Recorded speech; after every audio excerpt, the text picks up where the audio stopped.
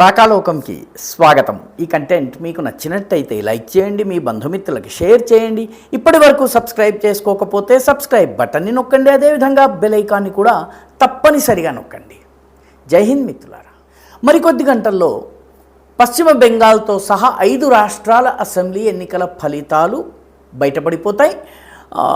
EVM పెట్టెల్ని తెరవడం జరుగుతుంది. ప్రజాభిప్రాయం ఏంటో, ప్రజల తీర్పు ఏమిటో మనకి తెలిసిపోతుంది. అయితే మిగతా అన్ని రాష్ట్రాలు ఒక ఎత్తు, పశ్చిమ బెంగాల్ ఒక్కటి ఒక ఎత్తు. ఎందుకంటే దేశవ్యాప్తంగా పశ్చిమ బెంగాల్ని కేంద్రంగా చేసుకుని భారతీయ జనతా పార్టీకి వ్యతిరేకంగా ఒక కథనాన్ని, ఒక నరేటివ్ని బిల్డ్ చేసేటటువంటి ప్రయత్నం జరుగుతుంది. చాలా పెద్ద ఎత్తున స్పెషల్ ఇంటెన్సివ్ రివిజన్, రాజ్యాంగబద్ధమైనటువంటి పని. ఎన్నికల సంఘం దాన్ని నిర్వహించాలి. ఇది సుప్రీంకోర్టు ఆదేశాల మేరకు జరుగుతోంది. స్పెషల్ ఇంటెన్సివ్ రివిజన్ సుప్రీంకోర్టు ధృవీకరించింది, జరగాలని చెప్పింది. దాన్ని జరగడానికి కావలసినటువంటి ప్రక్రియల్ని కూడా ఎన్నికల సంఘము స్పష్టం చేసింది. పైగా ఎవరి పేరైనా తొలగించినా కూడాను చిట్ట చివరి క్షణం దాకా ఓటర్ల జాబితాలో చేర్చేందుకు, అంటే ఎన్నికలకి 2 రోజుల ముందు వరకు కూడాను అదనపు ఓటర్ జాబితాను బయటకు పెట్టవచ్చును అని చెప్పి గతంలో ఎక్కడా లేనటువంటి ఒక సౌలభ్యాన్ని పశ్చిమ బెంగాల్కి ఇచ్చింది. అయినప్పటికీ స్పెషల్ ఇంటెన్సివ్ రివిజన్ మీద చాలా గొడవ చేయటం జరిగింది. ఆ తరువాత ఎన్నికల్ని 6 విడతలుగా, 7 విడతలుగా, 5 విడతలుగా చేయటం జరిగింది. ఈసారి 2 విడతలు చేశారు.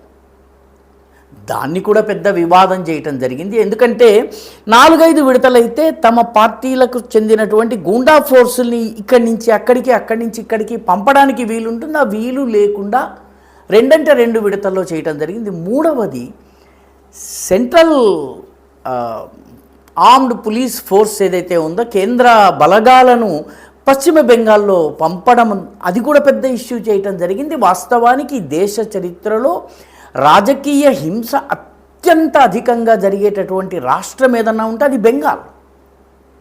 1969 నుంచి బెంగాల్లో రాజకీయ హింస చాలా భయంకరంగా జరుగుతుంది. కాంగ్రెస్ పార్టీ మొదట్లో ఇదే రకమైనటువంటి హింసాకాండాన్ని మావోయిస్టుల పట్ల, నక్సలైట్ల పట్ల, అదేవిధంగా కమ్యూనిస్టుల పట్ల దాన్ని ప్రయోగించింది. తరువాత కమ్యూనిస్టులు వచ్చిన తర్వాత హింసని వాళ్ళు ఒక నెక్స్ట్ లెవెల్కి తీసుకువెళ్ళారు.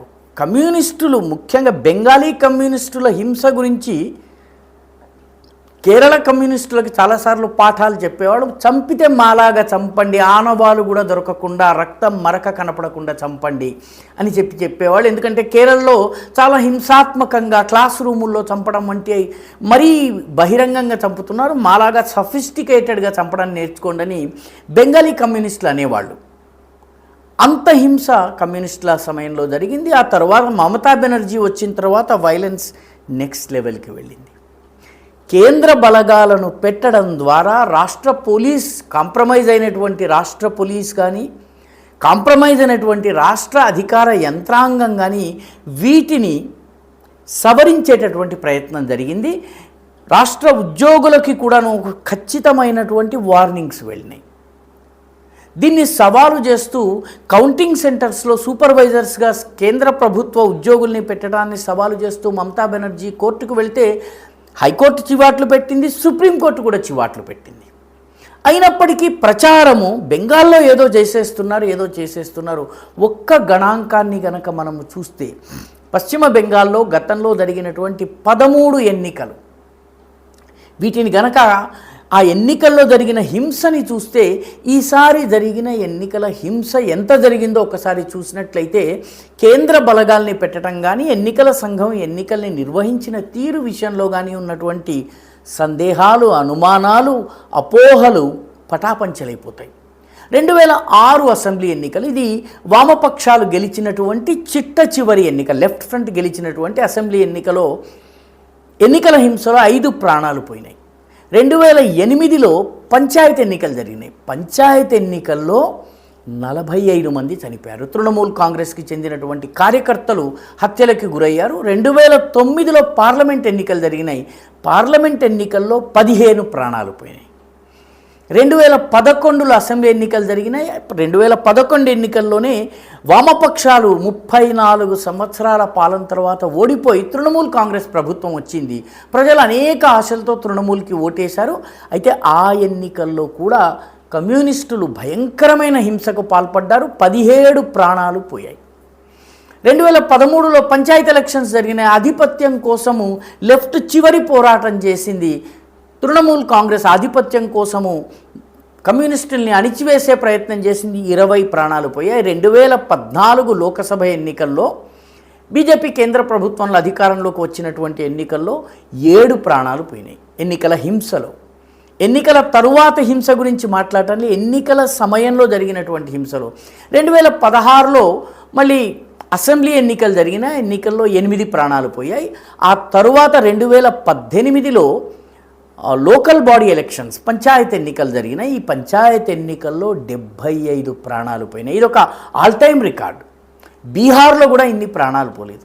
2019 లోక్సభ ఎన్నికల్లో 12 ప్రాణాలు పోయాయి. 2019 నాటికి బీజేపీ ఒక బలీయమైనటువంటి శక్తిగా ఎదిగింది. తృణమూల్ కాంగ్రెస్ బీజేపీ కార్యకర్తల్లో భయోత్పాతాలు సృష్టించడం కోసము హింసకి పాల్పడింది. 2019 తర్వాత 2021 అసెంబ్లీ ఎన్నికలు జరిగినప్పుడు ఈ ఎన్నికల్లో 17 ప్రాణాలు పోయినాయి. ఎన్నికల సమయంలో ఎన్నికల తరువాత దాదాపు నెల రోజుల పాటు తృణమూల్ కార్యకర్తలు బీజేపీ కార్యకర్తల మీద దాడులు చేశారు. ఇళ్లను తగలబెట్టారు, వ్యక్తుల్ని చంపారు, బలాత్కరించారు మహిళల్ని. కొన్ని వేల మంది ప్రజలు అయితే ఒరిస్సాకో లేకపోతే జార్ఖండ్కో లేకపోతే అస్సాంకో పారిపోవాల్సిన పరిస్థితి వచ్చింది. 2023 లోకల్ బాడీ ఎలక్షన్స్ మళ్ళీ పంచాయతీ ఎన్నికలు వచ్చాయి. 57 ప్రాణాలు పోయాయి.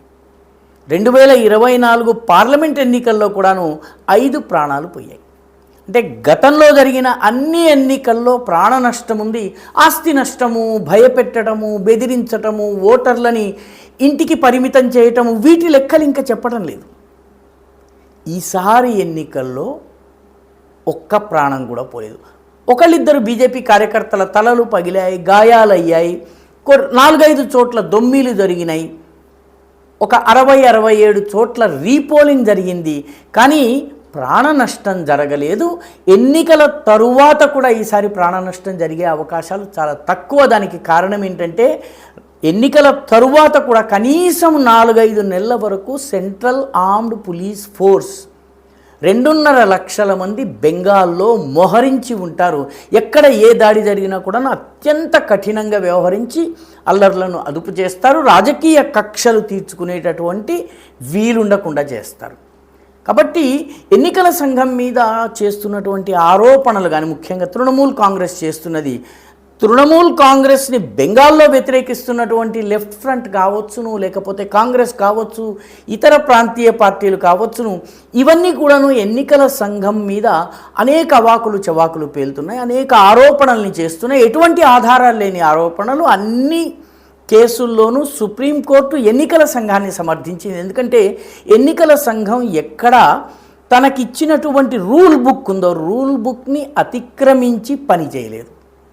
ఈసారి అత్యల్ప హింస జరిగినటువంటి ఎన్నికలు 2 విడతలుగా జరిగిన ఎన్నికల్లో కూడా హింస జరగకుండా చూడడంలో ఎన్నికల సంఘం విజయం సాధించింది. ఈ ఎన్నికల్లో నిజంగా గెలుపోటములు ఏ రాజకీయ పార్టీవో మనకు తెలియదు, కానీ నిజమైనటువంటి విజయం ఎన్నికల సంఘం సాధించింది. మీకు నచ్చినట్టయితే లైక్ చేయండి, షేర్ చేయండి, ఈ ఛానల్కు సబ్స్క్రైబ్ చేయండి. మీ అభిప్రాయాన్ని కమెంట్ల రూపంలో తప్పనిసరిగా పంపించండి.